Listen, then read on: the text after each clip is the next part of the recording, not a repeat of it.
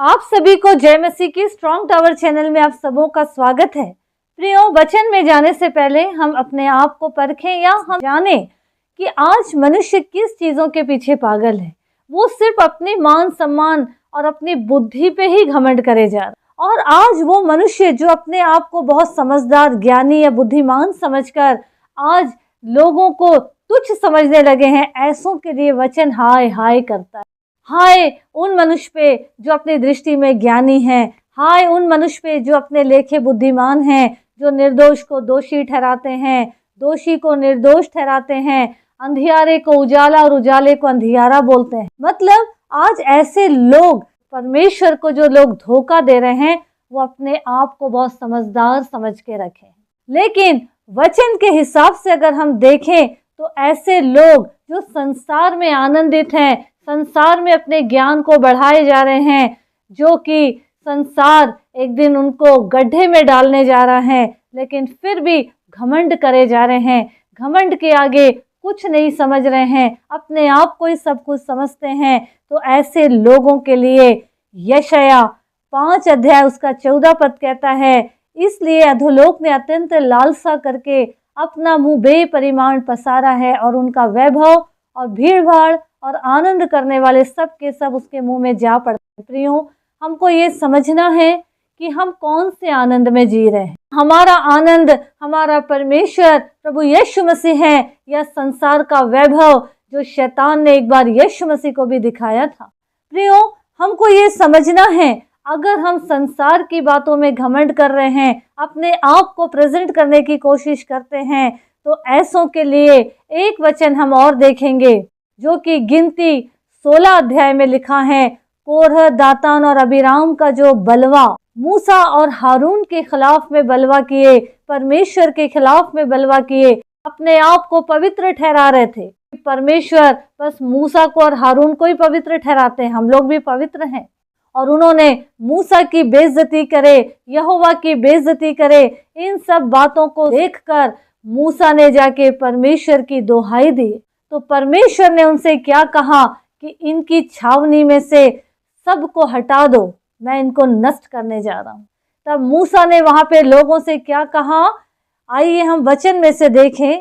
गिनती 16 अध्याय उसका 29 से हम देखेंगे, यदि उन मनुष्य की मृत्यु और सब मनुष्य के समान हो और उनका दंड सब मनुष्य के समान हो, तब जान लो कि मैं यहोवा का भेजा हुआ नहीं हूँ। परंतु यदि यहोवा अपनी अनोखी शक्ति प्रकट करे और पृथ्वी अपना मुंह पसार कर उनको और उनका सब कुछ निगल जाए और वे जीते जी अधोलोक में जा पड़े, तो तुम समझ लो कि इन मनुष्य ने यहोवा का अपमान किया है। प्रियो, यहाँ पे हमको ये समझना है कि जैसे मृत्यु होती है कुदरती, वैसे ना होके ये ऐसी मौत मरे हैं जिसमें जमीन फट गई और ये लोग धस गए, नष्ट हो गए, अंदर चले गए, जमीन ऊपर से बराबर हो गई, जैसे कुछ हुआ ही नहीं। तो यहाँ पे क्या लिखा है कि जो लोग परमेश्वर का अपमान करते हैं, जो लोग प्रभु को कुछ नहीं समझते हैं और संसार में घुसे चले जा रहे हैं, संसार के पीछे पागल हैं, तो इसीलिए यशायाह 5 अध्याय उसका 14 पद क्या बोल रहा है कि अधोलोक ने बेपरिमाण मुंह को पसारा है, संसारिक वैभव, भीड़ भाड़, आनंद करने वाले, भीड़ के भीड़ जो संसार के आनंद में फंसे हुए हैं, गंदगी में दबे हुए हैं, ऐसे लोग अधोलोक के मुंह में जा पड़ रहे हैं, जैसे वहां पे हमने अभी सीखे गिनती की पुस्तक में। क्यों? क्योंकि ये लोग परमेश्वर का अपमान कर रहे हैं, प्रभु को कुछ नहीं समझ रहे हैं, प्रभु को किनारे करके संसार में उलझ गए हैं। तो ऐसों के लिए अधोलोक तैयार है। और यहाँ से जब न्याय होगा तो सीधे कहाँ शिफ्ट होंगे? नरकलोक, नरक में चले जाएंगे।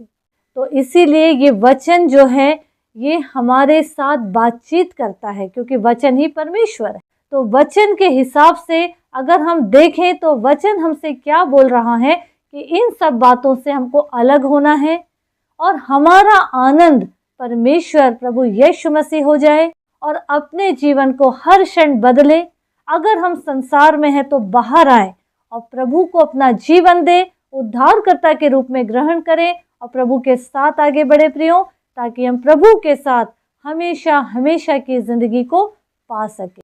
प्रियो, अगर आप लोगों को मेरे वीडियोस अच्छे लगते हैं और इन वीडियो के माध्यम से आप लोग कुछ सीखते हैं, तो आप लोग इस वीडियो को लाइक करिए, शेयर करिए और इस चैनल को सब्सक्राइब कीजिए, ताकि इस चैनल के ज़रिए प्रभु परमेश्वर की महिमा हो। प्रभु आप सबों को आशीष दे। आमीन आमीन।